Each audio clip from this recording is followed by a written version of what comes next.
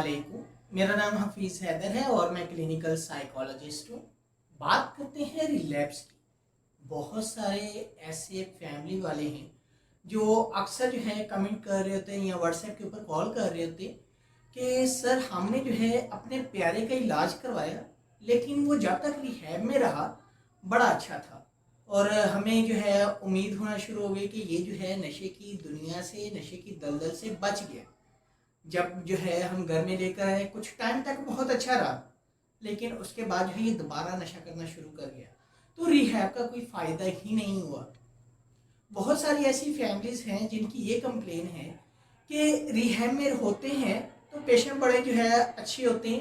Patient हर काम जो है वो प्रॉपर जो है तरीके से कर रहे होते हैं, उनकी रूटीन बड़ी मैनेज होती है, हर जो है कमांड को जो है वो फॉलो कर रहे होते हैं, लेकिन घर आते ही सारी चीज़ें जो है रिवर्स हो जाती हैं। तो बहुत सारी वजूहात जो है रिलैप्स के पीछे हो सकती हैं,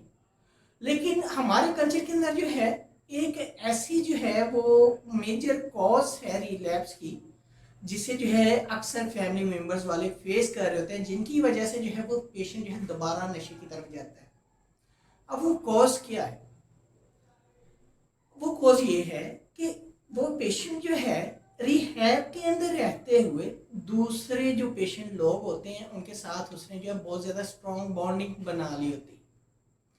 और वो बॉन्डिंग जो है उनकी कहीं ना कहीं जाकर जो है रिलैप्स की वजह बनती है। क्योंकि जो लोग उस बॉन्डिंग को जो है अगर तो जो है रिहैब तक जो है वो जो है मुख्तसर रखेंगे,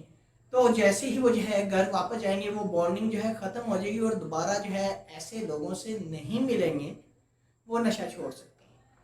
क्योंकि पाकिस्तानी कल्चर के अंदर जितने भी लोग जो है जब रिहैब के अंदर आते हैं तो तब फैमिली वाले जो है पेशेंट को एक ऐसी जो है क्रॉनिक फेज के अंदर जो है रिहैब करवा रहे होते हैं, जब जो है पेशेंट मल्टीपल एडिक्शन की टाइप में मुब्तला होता है। पॉली एडिक्शन होती है, वो चर्स भी पी रहा है, अफीम भी खा रहा है, पाउडर भी कर रहा है, cocaine, heroine, injection, poly addiction के साथ जो है रिहैब के अंदर जो है वो लेकर आती है और वो एक क्रॉनिक फेज होता है। और जब जो है वहाँ पेशेंट की ट्रेनिंग दी जाती है तो ट्रेनिंग के तरीकाकार को जो है फॉलो किया जाता है, और जब जो है पेशेंट जो है एक रिकवरी फेज के ऊपर आता है और वहाँ से जो है रिहैब से घर जाता है, तो पेशेंट को प्रॉपर जो है काउंसिल किया जाता है कि आपने जो है इन चीज़ों से बचना है, आपने ये काम करने हैं, आपने ऐसी जाकर ज़िंदगी गुजारनी है।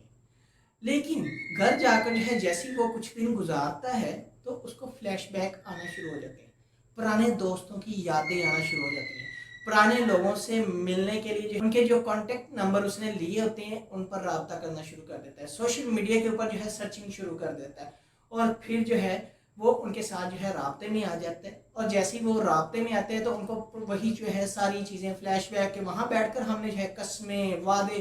किए थे कि हाँ हम छोड़ देंगे, बस आखिरी बार मिलकर बैठकर इस्तेमाल करेंगे,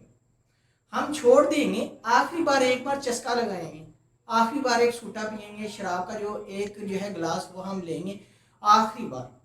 और वो आखिरी बार जो है उनका जो है वो पहली बार होता है कि वो जो है रिलैप्स वहाँ होने के चांसेस होते हैं। या फिर ऐसा होता है कि इंसान खुद तो नहीं चाहता, लेकिन जो दूसरा शख्स जो है रिहैब में जो है वो रिहैब करके वापस आया होता है, वो जो है कांटेक्ट कर लेता है, रब्ता कर लेता है, और जो है वो खुशी खुशी बता देते हैं कि हमारा जो एड्रेस है वो ये है, फ़ोन नंबर ये है, सोशल अकाउंट ये है, जो उन्होंने जो है रिहैब में जो है शेयर की होती हैं चीज़ें, उन्हीं जो है शेयरिंग चीज़ों के ज़रिए जो है वो अप्रोच करते हैं और वहाँ जो है मिलते हैं। और चाहे खुद वो इंसान जो है जितना मर्जी बचने की जो है वो कोशिश करे, दूसरा इंसान जो है वो क्या करता है, इमोशनल ब्लैकमेल करता है, पुरानी चीज़ों को लेकर इमोशनल टॉर्चर कर रहा होता है, और वो पेशेंट जो है जो कहता है कि मैं बचना चाहता हूँ लेकिन वो बच नहीं पाता।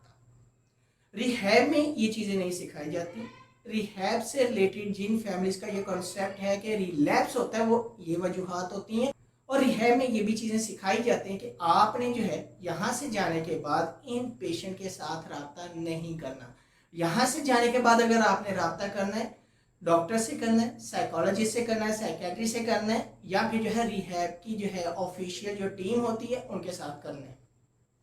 लेकिन हमारे कल्चर के अंदर जो है इतने लोग एजुकेटेड नहीं होते, और वो क्या करते हैं, सिर्फ रब्ता करते हैं अपने साथियों के साथ, ना कि जो है रिहैब की टीम के साथ रब्ता करते हैं, जो मेजर वजह बनती है और जिसकी वजह से फैमिली वालों का ये कॉन्सेप्ट बन जाता है कि रिहैब करवाया था, फेलियर आ गया,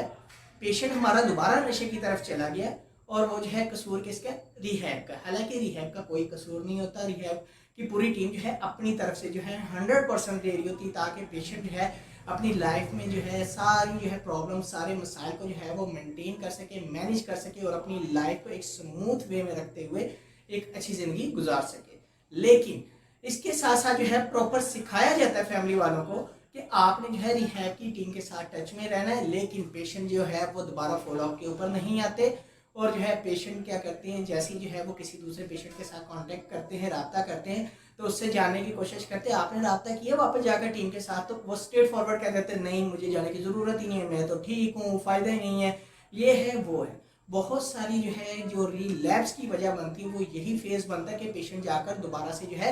अपने पेशेंट साथियों के साथ रब्ता कर देते हैं। अगर जो पेशेंट जो है वो ठीक होकर रिहैब करवा कर जो है वापस घर जाता है और अगर जो है वो इस स्टेप को जो है फॉलो नहीं करता वो, तो उसके जो रिलैप्स होने के चांसेस होते हैं वो ज्यादा होते हैं। तो अगर वो शख्स जो है इन लोगों के साथ रब्ता नहीं करेगा, अगर रब्ता करेगा तो रिहैब की टीम के साथ करेगा जिसमें डॉक्टर्स होंगे, साइकोलॉजिस्ट होंगे, रिहैब की प्रॉपर जो टीम होगी उनके साथ, तो तभी वो बच सकता है। और अगर जो है फैमिली वाले जो है वो प्रॉपर जो है फॉलोअप सेशंस करवाते रहेंगे, पेशेंट जो है ऐसे लोगों से मिलने से बचता रहेगा और वो जो है अपनी लाइफ में तमाम ऐसे ट्रिगर्स को जो है जब साइकोलॉजिस्ट के सामने रखेगा और साइकोलॉजिस्ट से पूछेगा कि मैंने इन ट्रिगर्स को कैसे चैलेंज करना है, कैसे फेस करना है, तो साइकोलॉजिस्ट पूरी फैमिली को सपोर्ट करते हुए उस पेशेंट की उस जो है ट्रिगर को आइडेंटिफाई जो वो करेगा उसको कैसे रिजॉल्व करना है, फैमिली को मद्देनजर रखते हुए, पेशेंट की जो है लाइफस्टाइल को मद्देनजर रखते हुए उसको कैसे रिमूव करना है, ये सिखाएगा, तो वो जो पेशेंट है वो कभी भी रिलैप्स में नहीं जाएगा। लेकिन बैड लक ये है